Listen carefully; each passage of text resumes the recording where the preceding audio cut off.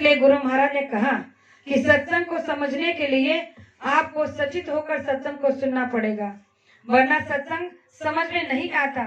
और ये संसार का नियम है, यहाँ आपने जो बोया है वही आपको काटने को मिलेगा। कर्म प्रधान देश है, कर्मों को प्रधानता दी गई है, इसीलिए तो कहा जाता है कि कर्म प्रधान विश्व रचि राखा, जो जस कर्म करे तस फल चाखा। आज अगर आप यहाँ बैठकर सत्संग सुन रहे हो तो ये आपके अच्छे कर्म बन रहे हैं, इसका प्रारब्ध अच्छा बनेगा, इसका लेखा जोखा अच्छा होगा। लेकिन अगर यही काम संसार में जाकर कोई संसारी अलग ढंग से करता है, जैसे कि बेईमानी, चोरी, फरेब करता है, तो गुरु महाराज ने कहा कि उसका भी लेखा जोखा उसी तरह से बनता है। और उसके कर्म जब बन जाते हैं तो उन कर्मों से उसे कोई बचा नहीं सकता है। सत्संग की महती संसार में सबसे ऊंची है, सबसे बड़ी है। इस पर गुरु महाराज ने एक छोटा सा प्रमाण दिया था कि एक बार एक सेठ जी का किसी किसान पर कुछ पैसों का कर्जा था। अब वो किसान बेचारा कर्जे के नीचे दबा था, तो उस सेठ जी का पैसा नहीं चुका रहा था। अब बहुत कोशिश करने के बाद 2 साल बीत गए। अब सेठ जी जो है बार बार जाते उससे पैसे मांगते, और वो किसान जो है हर बार बात को टाल देता कि अब नहीं दूंगा, 8 दिन में, 10 दिन में, 15 दिन में, महीने में। इस तरह से समय बीतता जा रहा था। तो एक दिन उस सेठ जी ने सोचा कि आज जाकर इससे तो पैसे ले आऊंगा, या तो इसके घर से कोई कीमती सामान उठा के ले आऊंगा। और जब वो सेठ जी निकल पड़ा, उस किसान के घर पर गया, तो किसान से जब पैसा मांगा तो उसने फिर से विनती की, हाथ जोड़ा कि इस बार मुझे माफ कर दो, मैं 15 दिन में आपके पैसे दे दूंगा। तो सेठ जी ने कहा कि भाई ये तुम हर बार कहते हो और हर बार इसी तरह से मुझे वापस लौटा देते हो, लेकिन इस बार मैं वापस लौटने वाला नहीं हूँ। तो उसने एक चादर बिछा दी और उसके घर में जो भी कीमती सामान था वो सब उसका गट्ठर बनाने लग गया, बांधने लग गया। अब गट्ठर तो बांध के रख दिया, लेकिन उसे उठाकर ले जाने वाला तो कोई चाहिए था।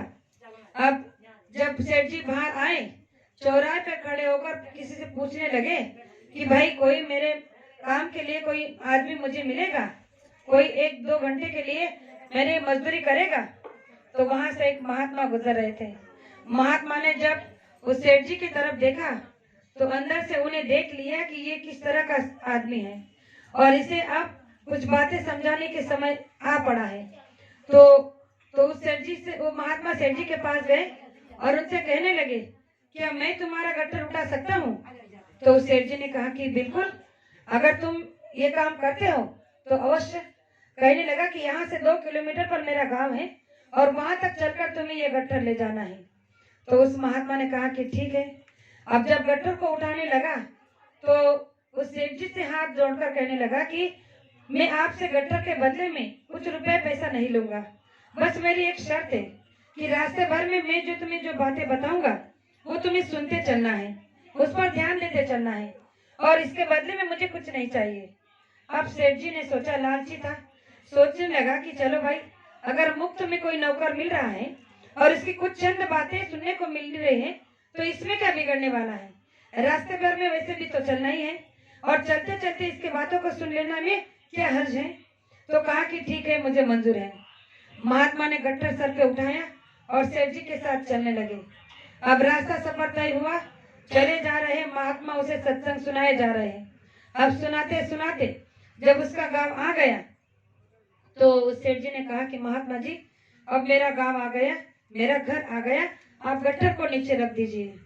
जब उस महात्मा ने उस गट्ठर को नीचे रखा और हाथ जोड़ा और उस सेठ जी से कहने लगा कि देखो सेठ जी, अब जब तुमने उस गांव से लेकर तुम्हारे गांव तक जो भी मेरी बातें बीच रास्ते में सुनी है वो आम बातें नहीं है, वो एक सत्संग था, और उस सत्संग का सारांश मैं तुम्हें बताकर जा रहा हूँ कि जब भी तुम्हारी जीवात्मा तुम्हारे शरीर से निकल जाएगी, यानी कि तुम इस संसार से मर जाओगे, और धर्मराय के दरबार में जब तुम्हें पेश किया जाएगा तो तुम्हें पूछा जाएगा कि भाई तुम्हें तुम्हारे संसार के जो तुमने संसार में जीवन भर जो जो कर्म किए हैं उन कर्मों को पहले भोगना है, या तुमने वो उस दिन एक रास्ते में उस महात्मा का 1 घंटे का सुना है उसका फल भोगना चाहोगे।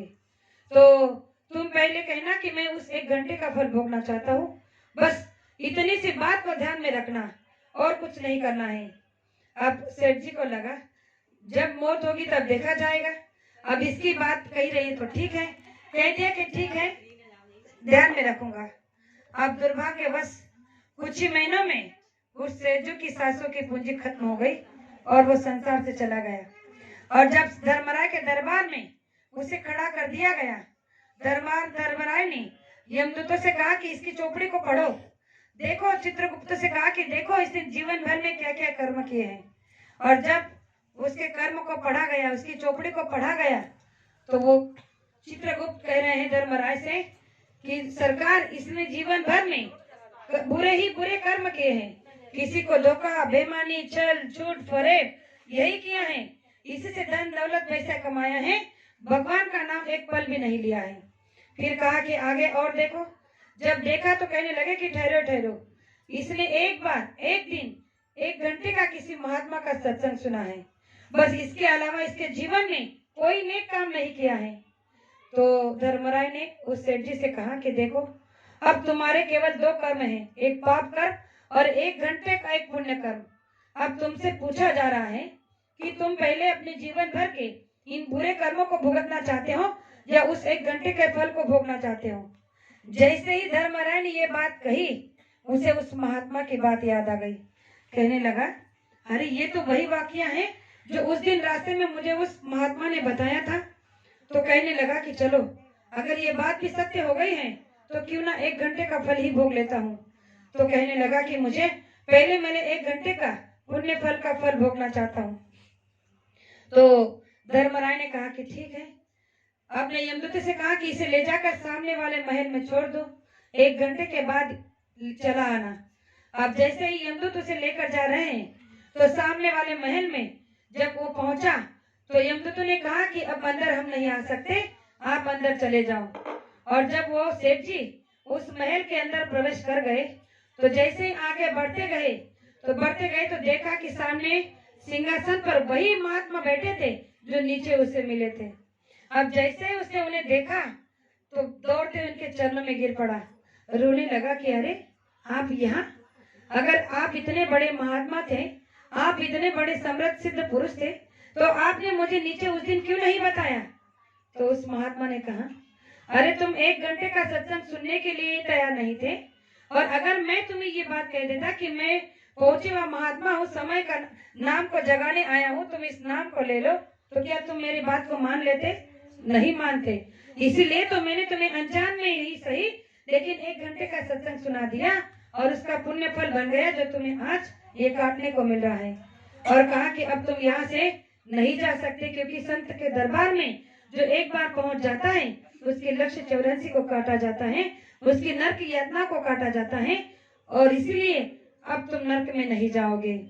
तो इस बात को सुनकर वो सेठ जी फूट फूट कर रोने लगा, पश्चाताप के आंसू बहाने लगा कि हाँ, मैंने क्या कर दिया। संसार में मनुष्य शरीर मिला था, लेकिन मैंने स्वार्थ के पीछे इतना अंधा होकर दौड़ रहा कि मैंने एक बार भी अपने जीवात्मा के बारे में नहीं सोचा। लेकिन फिर भी देखो कि इस महात्मा ने एक दिन जबरदस्ती आकर मुझे 1 घंटे का सत्संग कह दिया, मेरा तो जीवन ही बदल गया। बाहर यमदूत उसकी राह देख खड़े हैं, और जब यमदूत घंटों खड़े रहे और वापस जब धर्मराज से कहने लगे